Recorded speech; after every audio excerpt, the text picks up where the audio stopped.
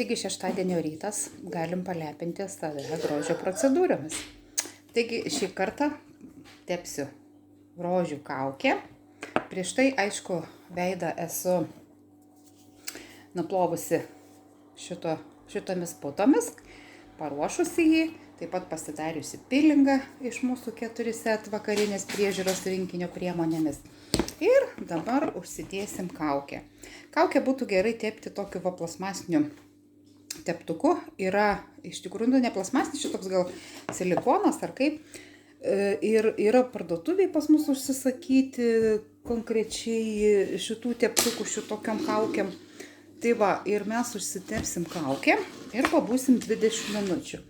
Kažkur esu girdėjusi per YouTube pranešimą, pristatymą šitos kaukės. Ir viena moteris buvo sakiusi, kad užsitepam nakčiai ir einam miegoti. Žinokit, aš pabandžiau užsitepti nakčiai šitą kaukę. Tai vos neprikibau prie pagalvės. Tai tikrai nerekomenduočiau tepti nakčiai, nes jinai kaip... Nes turbūt, kad, kaip pasakyti, storiau užtepam, tai jinai iš tikrųjų labai daug neįsigeria. Tai reikia laukti, kol įsigers. Ir turim čia va mažą klientą kartu. Aš nenoriu. Tai va, grožio procedūrų specialistą irgi taip pat, anūkėlis. Tai va, išsitepsim šitą kaukę, palaikysim 20 minučių. Na ir žiūrėsim iš tikrųjų rezultatą. Šiaip po naktinės tos procedūros, kaip moteris ta buvo sakiusi, kad reikėtų naudojant šitą kaukę mėnesį laiko tepti nakčiai, o po to jau dienos metu 2 kartus per savaitę pasitepti. Bet sakau, man iš tikrųjų nepasitvirtino šitą procedūrą nakčiai. Na, nebent, sakykim, jeigu mes miegam galvą į viršų ir per naktį nesivartom. Tai tada iš tikrųjų gal ir tinka. Bet kitu atveju tai tikrai nepatarčiau, nes duoda lipnumo. Tai praktiškai pramiegojau rankas pasikišusi po veidą, kad neprikibčiau prie pagalvės. Tai va, šiaip kvapas iš tikrųjų toks rožių, bet nėra labai stiprus. Tai dabar laikysim 20 minučių ir lauksim.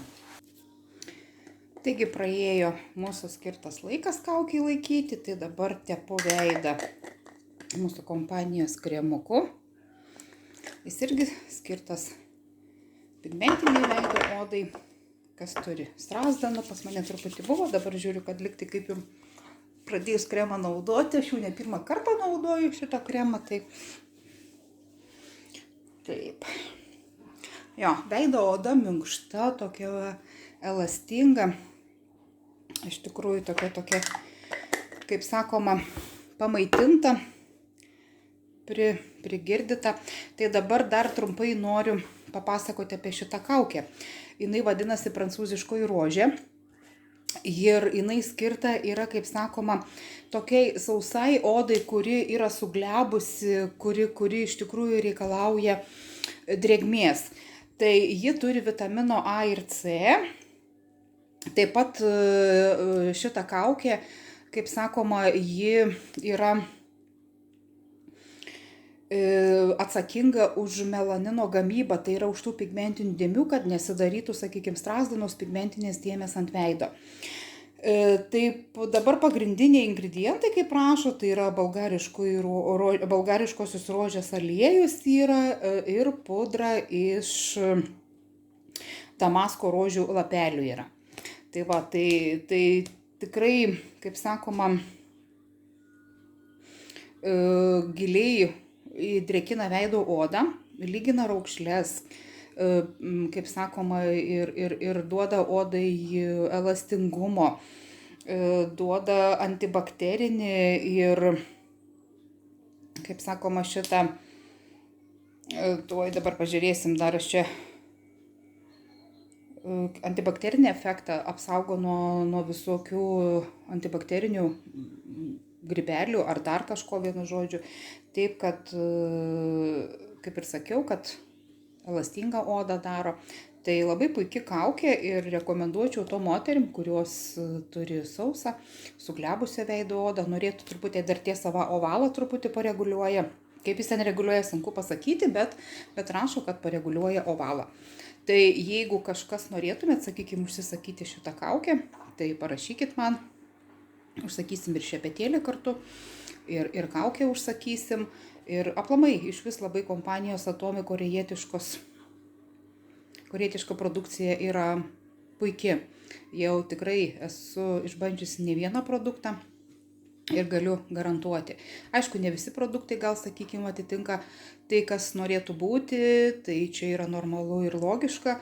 Tai ir kitiems žmonėms nerekomenduoju tai, kas man, sakykime, nepatinka. Aišku, kas man nepatinka, gali kitam patikti. Tai kiekvieno pasirinkimas yra, bet jau kai pats išbandai, pats pamatai, kas per produktas, tai tada 100% gali rekomenduoti kitam ir pasakyti, kas tai ir su kuo. Tai jeigu iš tikrųjų norėtumėt produktų, tai va turime tokį katalogą, bet turiu elektroninį katalogą, turim lietuviškus katalogus jau išverstus į lietuvių kalbą ir galėsiu atsiųsti katalogą, jeigu kažkam reikia, ar rusišką, sakykime, rusų kalba, nes lietuviškai tik tai tėra elektroninis dar, arba lietuvių kalba, pasižiūrėti, pasižvalgyti su aprašymais, pasigalvoti, gal kažkoks produktas jums patiks ir norėsite jį įsibandyti. Tai ką, šeštadienio rytas baigėsi, procedūros baigėsi, tai gero savaitgalio, gražaus savaitgalio ir iki susitikimų kitą kartą.